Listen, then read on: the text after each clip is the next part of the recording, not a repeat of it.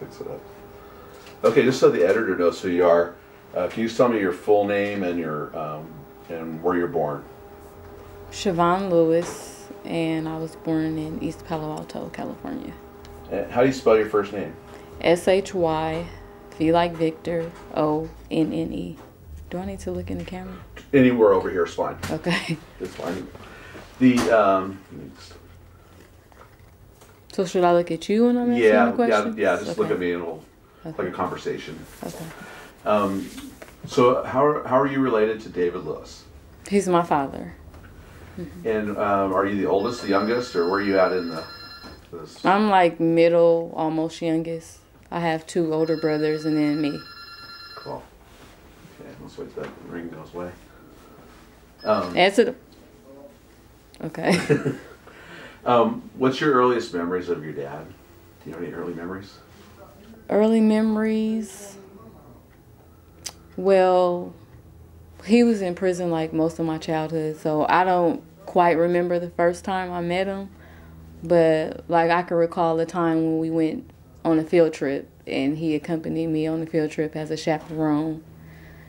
And like my class was a bad class, like the kids were terrible. And I just remember him sitting in the corner like, oh my gosh, when is this trip gonna be over? And then when we got done with the trip, he was like, Shavon, y'all act like that all the time in class? And I was like, yeah. And he was like, oh, you guys are terrible. And I remember him being funny. Always had jokes, stuff like that, all the way up until now. So you had a good sense of humor then? Huh? Yeah, very good sense of humor. Yeah. Now, daughters always have a sort of an image of their father. What did your father look like to you in your eyes? What did he look like? When I was younger, I used to be scared of him. But, I mean, once I talked to him, then, like, I was kind of, like, calm and cool. But just like a big action figure or, like, superhero or something when I was younger. He's a big guy. Huh? Yeah, huge. Yeah. And, did you ever visit him in prison or anything like that? Not that I remember, no. No. Do you remember when he got out? No. Not really? No. Did he ever give you advice over the years? Yeah, he gave me a lot of advice, advice. I remember a recent conversation we had maybe a few months ago, and I was like, I need another job because I need to make more money. And he like, Shavon, no matter how much more money you make, you're going to find more stuff to spend money on. So you might think it might sound like you're making more money, but in reality you're not, because you're always going to find something that you need or your lifestyle is going to change to adapt to your new amount of money that you make. So he was like, so don't ever think of it like you need to make more money, because there's always going to be something. What else did he used to tell me?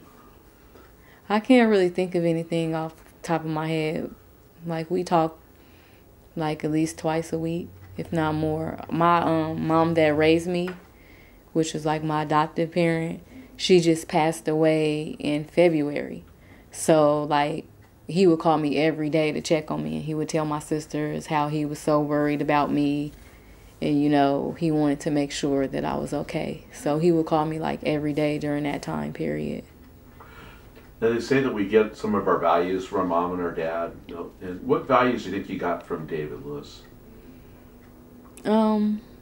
Just like to be stern in what I believe in and stand for, and to have compassion for people. What else? To like really take pride in what I believe in. Stuff like that. Now, when he grown up, he was in prison, but then after he got out, he changed his life totally around and became a real inspiration to so many people. Right. Can you think of any of those times along the way where proud moments for you involved with him? Well, I mean, the whole free at last thing, I'm proud of that now. When he started, I was young, so, you know, I didn't really know what was going on or what it was about. But, like, looking back now and just seeing, like, all the different things that people say about him, that makes me even more prouder of him now. I really, like, I look up to like the stuff that he did around the community. He was well known. Like even before he passed, if I tell somebody, "Oh yeah, David's my dad," they'd be like, "What?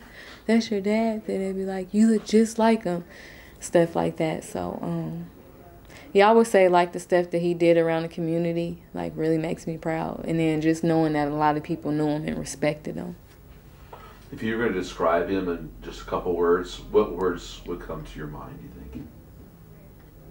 A comedian. He had a dry sense of humor. Exactly.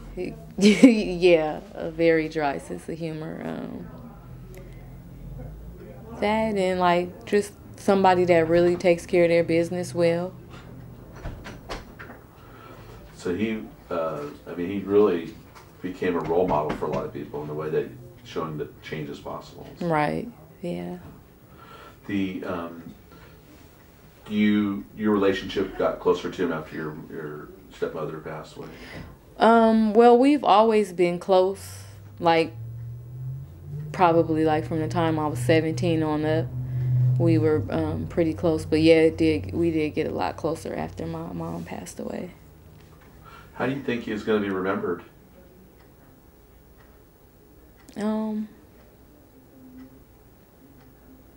I would say as a hero.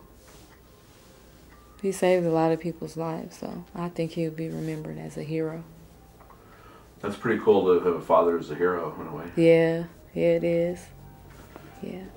For a lot of people, they all have an impression of him, like you said, with that Fu Manchu and stuff, that's sort of intimidating, but he's sort of bigger in life in a way, huh? Yeah. Yeah. If you had a chance to talk to him now, what would you say, you think? I probably would just tell him that I love him and that I'm very, very proud of the person that he's become. Yeah. Thank you very much for taking the time. You're welcome. Thank you.